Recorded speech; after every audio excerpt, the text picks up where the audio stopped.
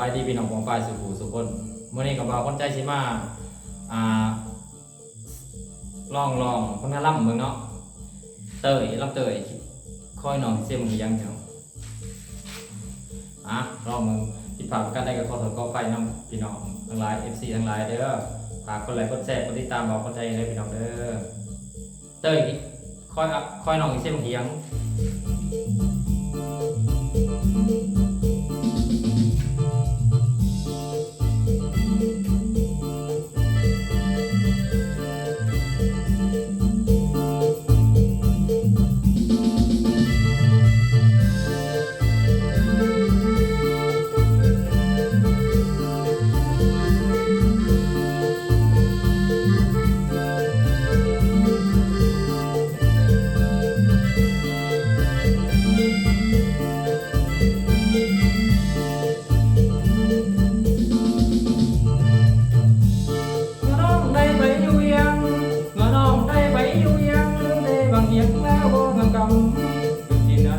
เคยทำอย่างที่นาเอ็มนาเคยทำที่บังกะลามยามเงินที่เก็บเรื่องโกเก็บเพชรเลี้ยงวัวเลี้ยงควายเรื่องโกเก็บเพชรเลี้ยงวัวเลี้ยงควายพ่อแม่ทางบ้านยังคอยพ่อแม่ทางบ้านยังคอยต้องเศร้าหงอยการคนทำนาพ่อมีละคนปลูกจนยาพ่อมีละคนปลูกจนยาไม่เจ้ากูมากระเทียงนาเป็นเป่า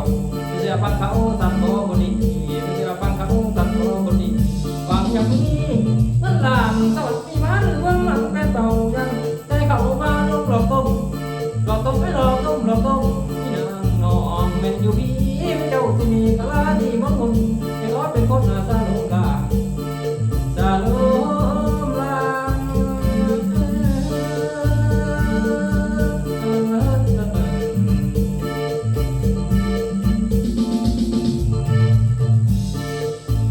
อย่าลืมใส่เส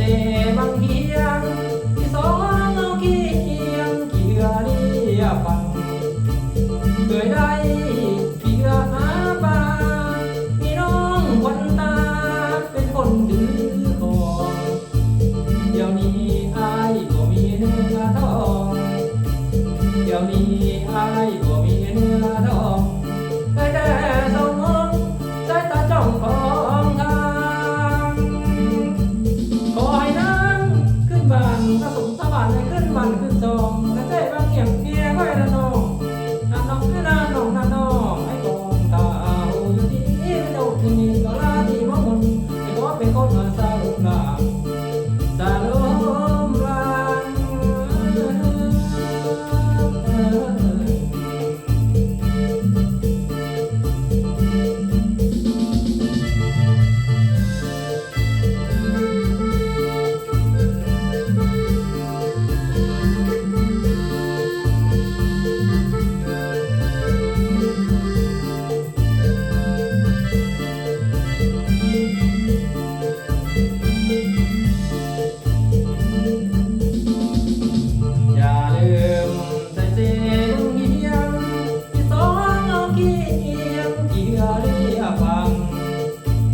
เคยได้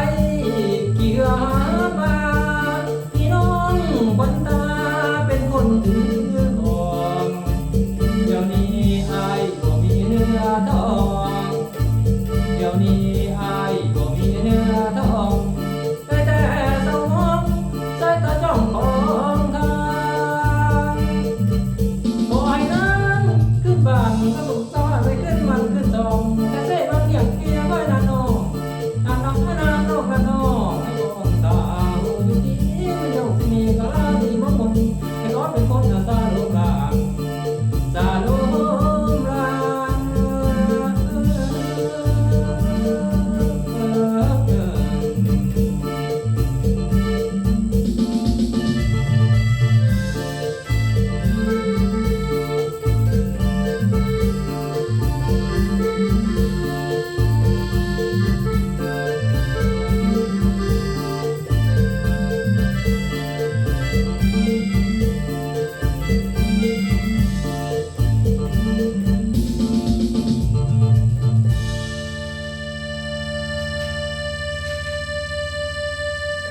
งานลำนี่กับพากพี่พากน้องเด้อพี่น้องพี่น้องพี่ทั้งหลายเนาะ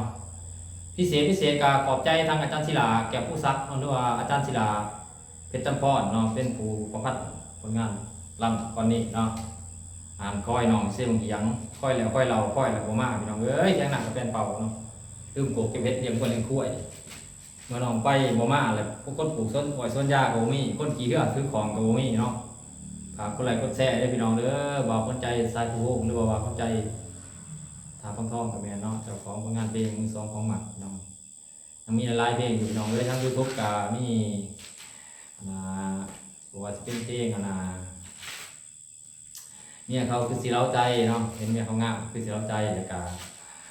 เพลงวันเมียเศร้าจมแล้วก็มีเพลงหลายเพลงเนาะอยากกอดน้องวัน4 กุมภาคนทั้งหลายเนี่ยเขาพากดอกไม้มอดอกไม้ให้น้ำวันแห่งกุมภาบัดเจ้าวัดดอกไม้โอมีไปกอดห้องแก้มให้อยากกอดห้องแก้มให้กันต่อไปนี่อยากกอดในผลงานเพลงเนาะโมเมนต์ตัวจริงเนาะแล้วก็จะมีหลายเพลงอยู่ทรงแห่งใจให้พี่น้องยังจันผู้ถือประสบภัยความผ่านๆมากนั้นแล้วก็มีผลงานเพลงหนึ่งอีกยังส่งกำลังใจเนาะให้หน่วยกู้ภัยอยู่เมืองรองแก่เนาะอันนี้โอ้ยอัดของเราท่านพี่น้องเว้ยมันบกเอาคอยนะที่ห้องให้อยู่พี่น้องส่งกำลังใจเป็นกำลังเนาะแล้วก็พาไปผลงานลำหนึ่งนี่พี่น้องเป็นลำสารวัตรเนาะยกใหม่แล้วก็ลำเตยที่นอดสาวถาปังทองเนี่ยที่ว่าถ้าเฮาสิบ่ห้องเป็นสิบ่ลำออกไปให้คนได้ยินคนฮู้ว่าเฮากินฮอดมันทำท้องถ้าเฮาบ่แต่งเป็นเพลงออกไปเนาะคนก็จะบ่ฮู้ว่าเฮานี่กินฮอดมันทำท้องสันใดบ้านเกิดเมืองนอนคิดฮอดแห้งหลายก็เลยแต่งเป็นผลงานลำคิดฮอดสาวถาปังทองเนาะฝากคนแล้วก็แชร์กดติดตามด้วยพี่น้องเด้อแล้วก็ยังมีหลายๆเพลงเนาะพี่น้องให้กำลังใจกันเนี่ยพี่น้องเอ้ยเพื่อสิเฮ็ดได้เพลงนึงต้องแม่นของงานยากเถิบห้องดีหมู่ก็ว่าดีห้องบ่ดีหมู่ก็ว่าโอ้ยห้องเพลงคือหยังหมู่คอมเมนต์มาจะได้กระยาเนาะหายกระยาเผาดีพี่น้องดีกระยาเผาย่องเนาะไปหูฟังหูพี่น้องในเมื่อว่าเพลงก็ต้องพังเนาะพังเพลงสิบ่ใครก็ฟังอาหารว่าพี่น้องอันนี้ก็ฝากก็เลยก็แซ่พิเศษฝากผลงานเพลงไปห่อให้ทีมงานกู้ภัยทั้งเมืองรองแก่เด้อพี่น้องเด้อที่ว่ามีน้ำใจเพื่อเนาะมาซอยเหลือเกิดคุณช่วยชีวิตคนซึ่งกันและกันเนาะชีวิตมนุษย์ซึ่งกันและกันพิเศษในขอบใจพี่น้องหน่วยกู้ภัยทั้งประเทศไทยแล้วก็หน่วยกู้ภัยทั้งประเทศลาวเฮาแล้วก็ฝากขอบใจอีกนำผู้ที่ไปช่วยเขาว่าอาหารเนาะสมมติเป็นน้ำดื่มเป็นยังกันแล้วแต่เนาะถือว่าช่วยชีวิตคนมาได้ผู้นึงเนาะถือว่ามีบุญพลากุศลหลายมีพลาหลายเนาะถือว่าบอกง่ายๆกันว่าทั้งภายยังก็ว่าความใดความดีหลายเนาะขนมทั้งภายทั้งก็ว่าได้บุญได้พลากุศลพี่น้องเนาะช่วยชีวิตคนมาได้ผู้นึงถือว่าบอกคนใจก็อยากไปช่วยอยู่แต่ไปบ่ได้พี่น้องมันไกลเนาะแล้วก็สิช่วยทั้งวัตถุเงินทองก็บอกคนใจก็เป็นคนจนพี่น้องมีแต่ช่วยทั้งคนให้กำลังใจแล้วก็ห้องเพลงให้กำลังใจช่วยทั้งด้านเสียงเพลงเสียงรำให้กำลังใจพี่น้องสู้ๆต่อไปแต่ว่าพี่ก็ขอโทษขออภัยด้วยพี่น้องเด้อ